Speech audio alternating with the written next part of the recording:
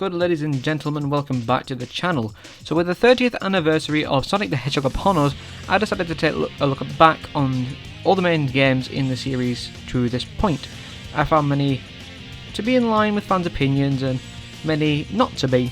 But which game did I think was the best? Well, it was Sonic Heroes.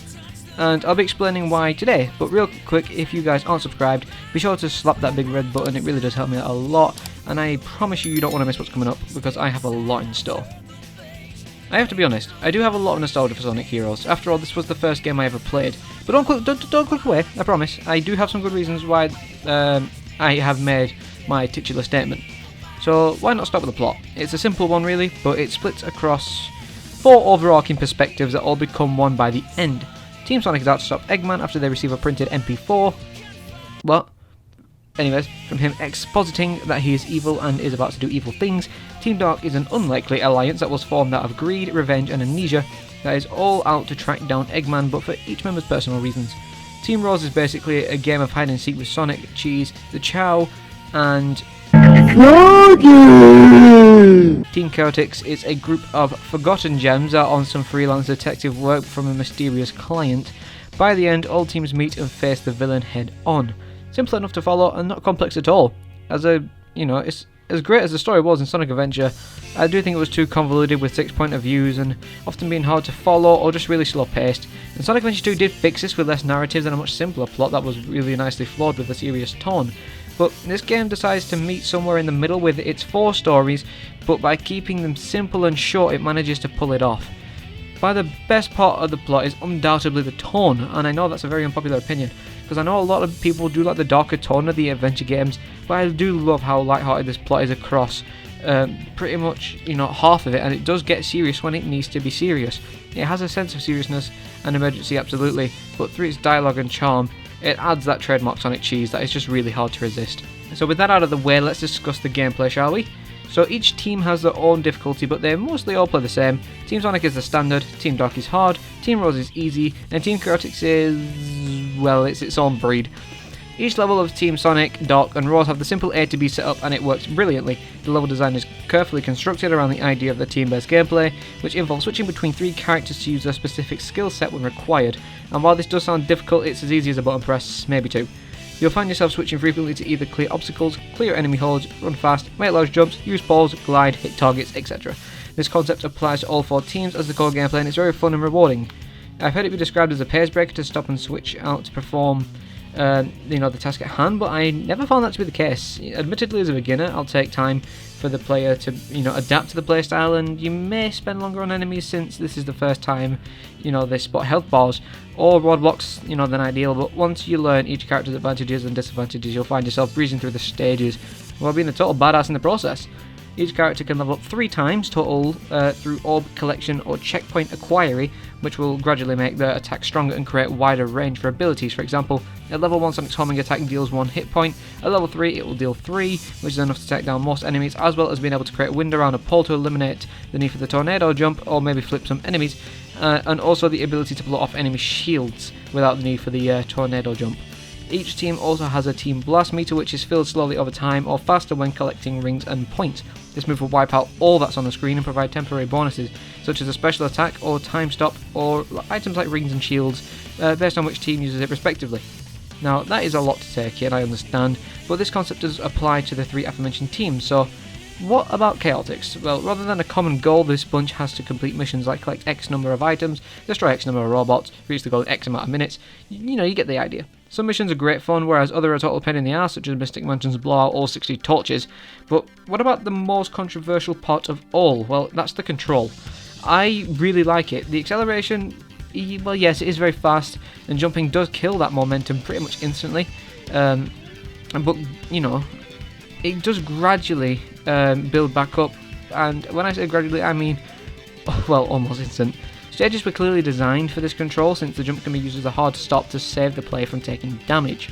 Hit collision is definitely strange, as you can be blazing 300 miles an hour and to suddenly be halted by 3 pixels of concrete, but these occurrences thankfully aren't all that common. It's mainly when it goes around the corner. The turning does get stiff once at high speeds, but again the jumping can aid this. But then again, if you want to go fast and you have to jump to break that pace, it's not exactly the best thing in the world, so the control does need some fine tuning, but once you're able to adapt to it and play in your own playstyle to avoid these, corners and whatnot, it is very fun to play. The level design in the game is absolutely wild, and it's all in the best possible ways as well. Not only does it take on the progressive 2-act formula from Sonic 3, but all colours are vibrant, the stages are linear yet open up through team utilisation, both compulsory and not, and each environment is extremely memorable. The presentation in this game all around is great. Every stage is also extremely memorable from its incredible visuals, great music, fun gameplay. Levels can last anywhere from 3 to 12 minutes as well based on the team you are playing, which is extensive, but it hardly feels like it, so it isn't an issue for me personally. The game's replayability comes mainly from its 4 campaigns, but in the game's worst aspect, all teams play basically the same, with every level being the same with hardly any differences as well. Team Dark has more enemies and stage to cover as well as obstacles. Team Rose has less of both, and Chaotix are basically identical to Team Sonic with the objectives in play instead. So that kind of sucks, but I suppose it's not the worst thing in the world, since when you beat the game you get the ability to use stage select and replay the same stage, play it in challenge mode, or just go back for fun, get a rank, whatever. This essentially has you playing the same level but with an objective. For Team Sonic it's a speedrun, Team Dark it's smashing enemies, Team Rose is a ring collection, and Chaotix is the same objective as the main stage, just harder, more times than not. Either by increasing counts, adding a timer, or making it so enemies cannot see you, or having to collect all the enemies. And this is 100% replay value, and it does not feel like it's bad replay value. This is extremely fun to do. And you think the replay value ends there? God no. Sonic Heroes also features Super Hard mode exclusive to Team Sonic, which super buffs every stage, which granted it's not that much of a super buff, but it's still harder than what the rest of the game is. This is unlocked after A ranking every stage, including the bonus missions, which surprisingly is not that much of a difficult task to do. The boss battles here either range from good to very bad, and the team battles roll around every so often. That has you fight the team that overlaps your current one in the narrative, which is cool, but they're just so easy it's a crime, You either tornado, jump, or homing attack and you win. Like, I'm not kidding, A ranks here are impossible to miss unless you're on the PC version, which is buggy as anything. The Eggman bosses, however, get better as they go. Egg Hulk is a fun little challenge to see how fast you can do it most times.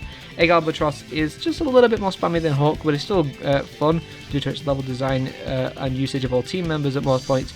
And lastly, Egg Emperor is one of the best bosses in Sonic history. It's extremely fun, a good deal of challenge, and presents great design not only from the boss itself, but also in the stage. It's wonderful stuff. Every so often you'll also face Eggman robot gauntlets, but these are just okay, they're self-explanatory. I've alluded to this a few times now, but let's just talk about the graphics quickly. They're fantastic, especially for the time and even today. The art style in this game aimed to take the 2D art of the Adventure games and make them into 3D renders, which, while it does give it a strange texture, like a plasticky look I've heard it be described as most times, I think it looks really good. It's full of character. In-game, these models are much more simple than Sonic Adventure 2, but they do look great. Honestly, I do think these are some of my favourite models in series history. Level visuals are absolutely stunning in each stage, starting with the extremely vibrant and cheerful Seaside Hill, to the Neo Casino Park, the luscious Frog Forest, eventually the stormy skies of Final Fortress. It shows a good sense of progression. The zones also follow the progressive 2-act structure of Sonic 3, like I mentioned earlier. Like the robust city of Grand Metropolis becomes the inside of an energy plant, Steep Rail Canyon becomes an artillery base, Hang Castle opens its doors for us to explore Mystic Mansion. It adds much needed depth to the world and makes every little environment you visit feel alive and lived in. It's fantastic, I wish they did this more. And we can't go any longer without mentioning the music. Holy mother of Knuckles, this is easily the best Sonic OST. I would say Team Sonic Racing, but it just mainly consists of remixes, so it doesn't count. Every song here is an absolute banger, maybe with the exclusion of Lost Jungle because it's mainly atmospheric. But I'd just play some snippets of this right now, but this video is already getting a little bit long for my standards because this is the 9.5-minute mark. I expected this to take me 7. So we'll just move on. Search them up on YouTube, make love to them, and just listen to the little snippets in the background from now on. So the final story is locked behind special stages, sadly. The first ones ever for 3D Sonic, but they're tolerable.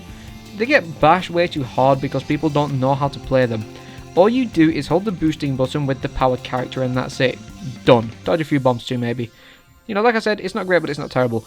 And I can't fault people for not knowing how to play these like that, because it just doesn't tell you. It expects you to figure it out on your own. Most people would spam the B button in this case, but like I said, that's not what you do, you hold it. I've seen way too many people spam it and hope to win. You have to hold it, guys. Believe me, it works so much better. And as well, a lot of people would instantly default to the speed character because, well, their name is speed character. But it turns out the speed character, it just doesn't control the best in this situation, and its acceleration towards the top speed is a little bit crap. So honestly, just use the power character, hold the B button, and you will be fine. But speaking of the final story, however, it's really damn good. It's just a shame it's locked behind the special stages and all 4 teams. You know, we are shown that Metal Sonic is the true villain here, sporting a new Neo design, which I think is fantastic. He can also speak. He destroys the Egg Fleet and becomes Metal Madness. Arcas, you know, has to fight it, basically, to buy Team Sonic a couple of minutes in a pretty decent fight. You know, I do think it's a fine enough fight. Goes on a little bit too long, you know, consider it's the same thing over and over again. But then Team Sonic goes super, well, a third of them anyways, and take to the skies to battle Metal Overlord, one of the best fights in series history with one of the best songs in the franchise. And now I'm about to play some of that song because it deserves it.